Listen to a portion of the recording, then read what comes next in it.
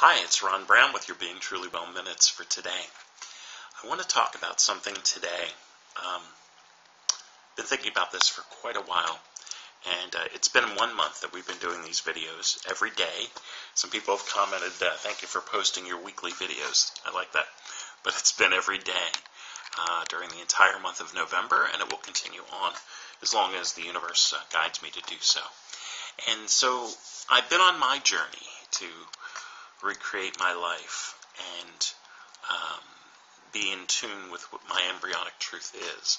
If you're watching my video series, you know exactly what I'm talking about. And yesterday I did some wonderful exercise. Walking around my complex, it felt very good.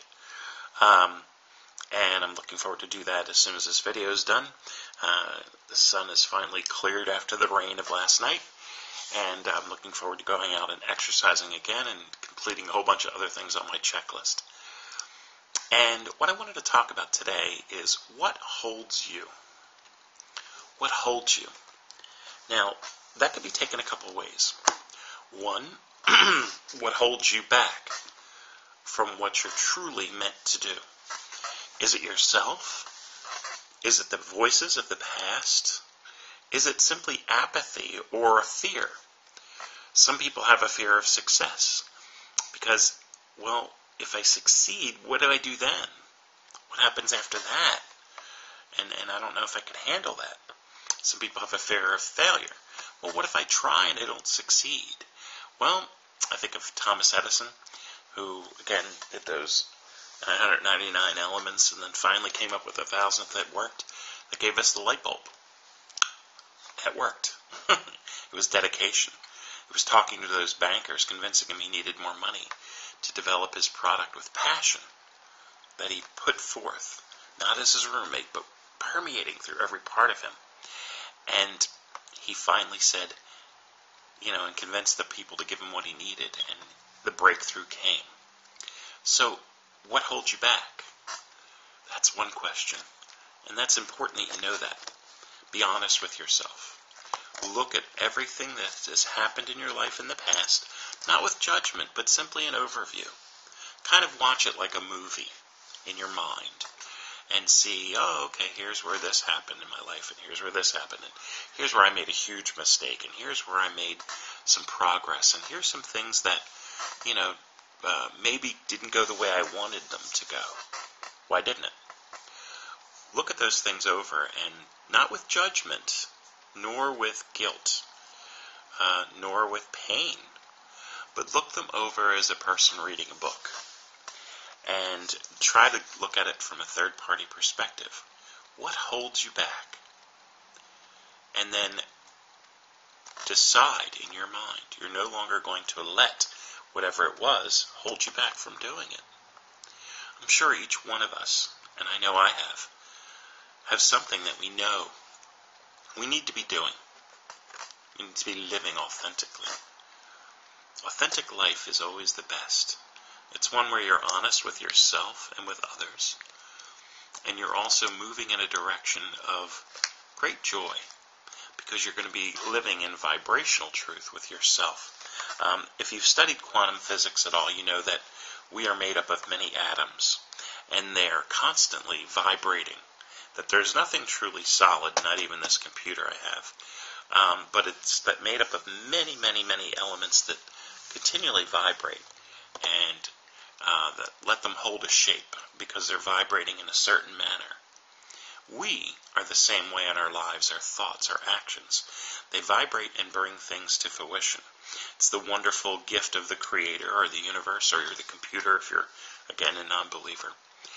And I firmly believe that with my whole heart and spirit, and I have all throughout my life, that we are standing at a door and knocking, and we must open that door.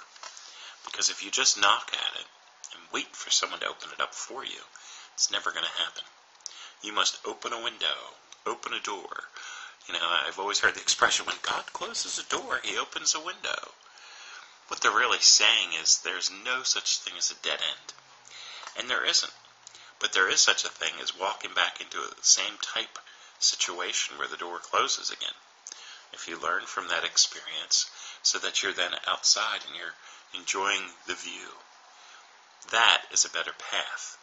So don't let anything hold you back. The other type of holding is what holds you. What builds you? What sustains you? Hopefully in there, you could say God, you could say Jesus Christ, you could say your meditation, you could say I sustain myself if you're an atheist or agnostic. But what truly holds you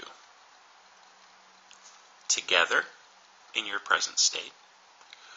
Is it that you believe certain things about yourself and you're going forward with them because of what you believe?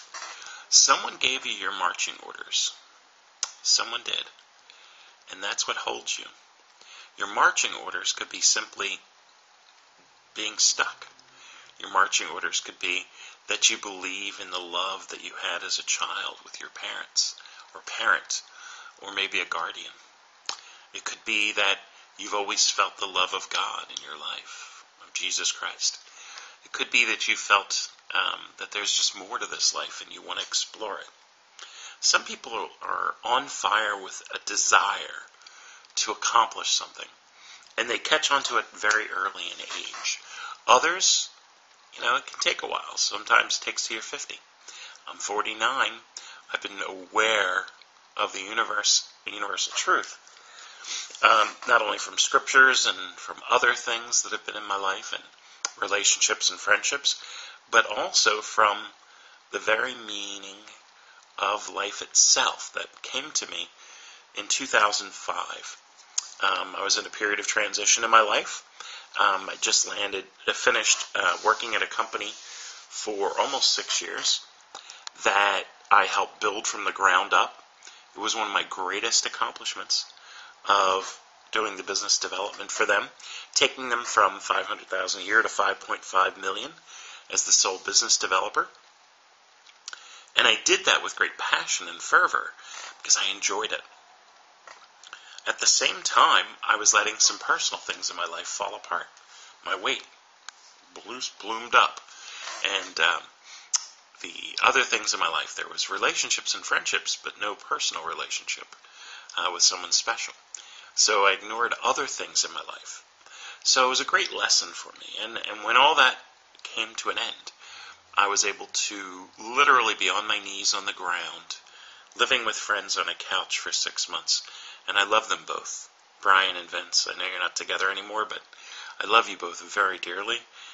And truly, those times were humbling, but they were also building. I wouldn't trade them for anything. But during that time, I read a book by Andy Andrews called The Traveler's Gift. And in that book, Andy talks about a man who is at the end of his rope. And he meets 7 famous people in history, including Michael the Archangel. Yes, it's a Christian book. But in that book, it talks about making decisions in your life. To decide what you want, to go for it. Don't let anything stop you. To be passionate about what you do. And I found my passion in my writings and by helping other people. So I started writing. I have over 300 writings or more. I have a lot of things that have come to me from the universe, from God, that I've poured forth. I've listened to people's problems, many of them, and helped them. And yet, I was helping others and flowing in my truth, but not helping myself. So what holds you? What holds you back? For me, it was not looking at my life holistically. For I was doing things, whether it was an excellent job at my job, or I was doing excellent at helping other people, but not myself. I remember the old expression, physician, heal thyself. Well, I love me. I truly do. And I couldn't have always said that, because there was many things about me I didn't like. But the great thing about us is, we can change. I remember a bumper sticker I saw that said, I might be fat, but you're ugly and I can lose weight. But I chuckled when I first saw that, because I know I'm a handsome guy. But the word was can lose weight, not am losing weight. And I thought, what a disempowering statement that is. So I am losing weight. I am. Lost 112 pounds that I know of. I know I'm losing more. And I'm going to do nothing but continue to lose my weight.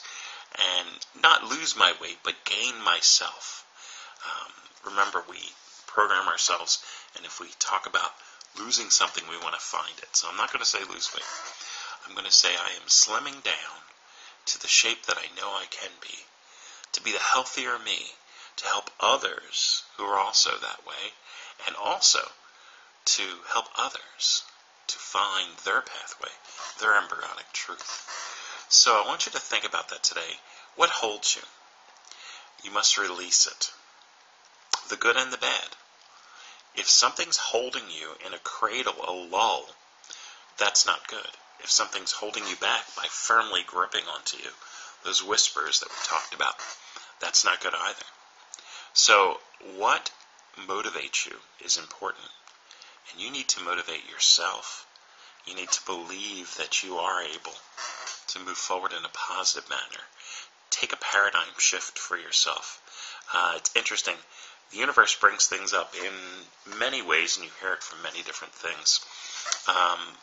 I have a TV addiction that I'm minimalizing, but some things I watch, and the universe wants me to see them. Like I saw Jake's speaker, T.D. Jakes. I'm sorry for saying that. He's a pastor in Texas, and he's talking about a shift in your life. And it was just exactly in line with what I was saying all along, before I even knew that existed for him. And it's talking about letting God take control of your life and, wait on the answer to your prayer, but believe in it that it's coming. And I went, yes, amen, I can believe in that. That's great. So you may find inspiration in all different things you don't necessarily believe in or abide by, but you hear them.